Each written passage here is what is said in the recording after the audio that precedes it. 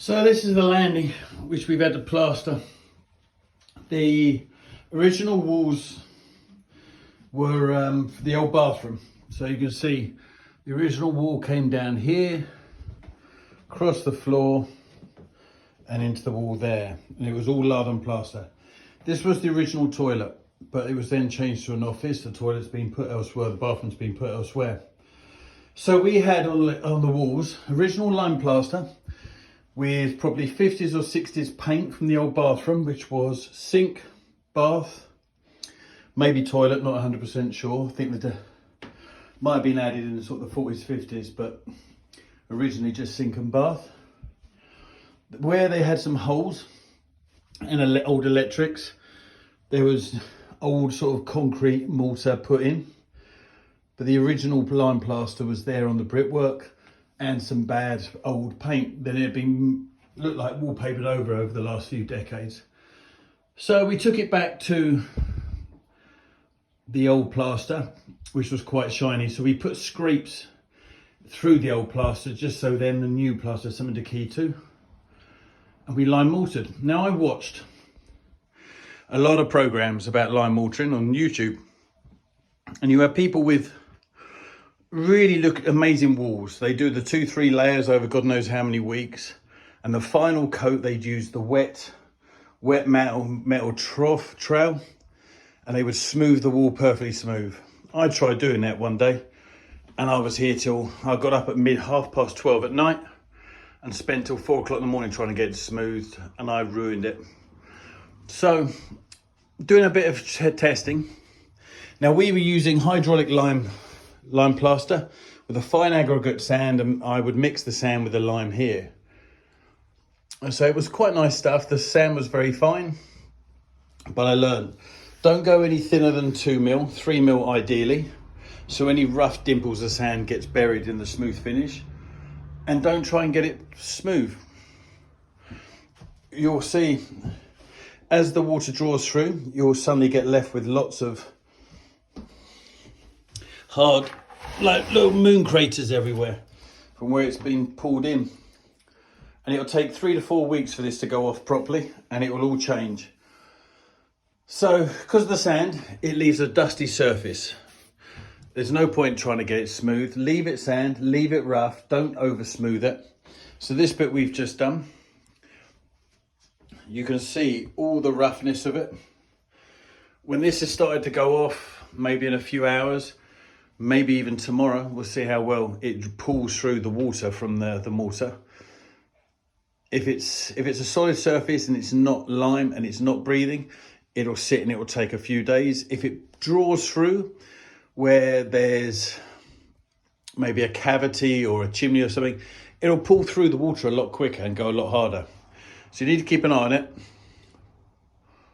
And then I can start to, with a sponge float, start to smooth it all off. So don't try and do that at the beginning. Smooth it all off. Once you've got it smooth, in a couple of days' time, it will dry even more and you'll end up with the craters back. So don't get upset. It will keep changing. It will, every time you patch it up, worse will come through. You will also get cracks as well as it starts to dry. If you start getting lots of cracks, wet the wall and smooth it over a little bit where the cracks are. Don't go too harsh, you don't want to remove the mortar. But as the cracks start to come through, smooth it over. As it starts to dry and get these rough bits, don't worry. I'm gonna keep letting it dry. I've got all down there to redo. And once it is all dry, and it's had probably 3 or 4 weeks, I'll paint it. And then I'm gonna go over with lime putty to fill it all in. Not the best way, but I can fill in all the small dents up to them. But look here, this is gone. I'll patch it and it'll probably go again. So we keep patching bits up. I've got a bucket there ready to patch up tomorrow. But we'll smooth this down and we'll keep going. But it is really annoying. It is like a proper living, breathing thing. And every time you get it perfect, it changes and ruins itself and you end up doing it all again. But every time you do it, it gets a little better and a little better. So this was the original bathroom. It was a lovely green and white blue blotchy wall. And now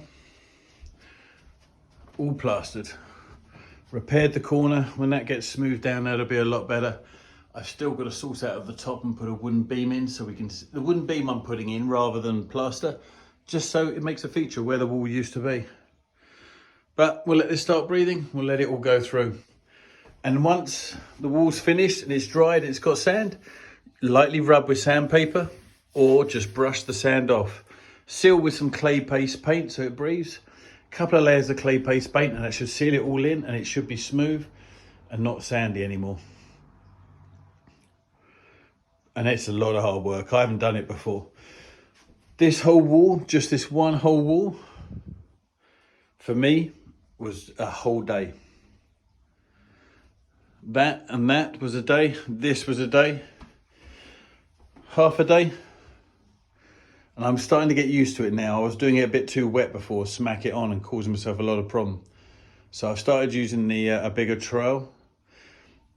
Even pressure and starting to apply it, and it's coming out a bit quicker to do now using a bigger trowel rather than a smaller one. So this was now one day here and here. But now this is done, we've got to let it smooth off. It's starting to go. I can now no longer put my put a dent in it quite so heavily. Another couple of hours and I think I might give that a wipe down. Not too heavy because I know it will draw in. It's not going to get perfection. Just enough draw it in to smooth it all off a little bit, and then we'll see how it goes. And I'll top it up in a couple of days. But there we go, lime plaster, demented stuff. I wouldn't want to do a whole house. Get the professionals in for that. But definitely better than what we had. Let's see how it goes the next few days. Watch this space.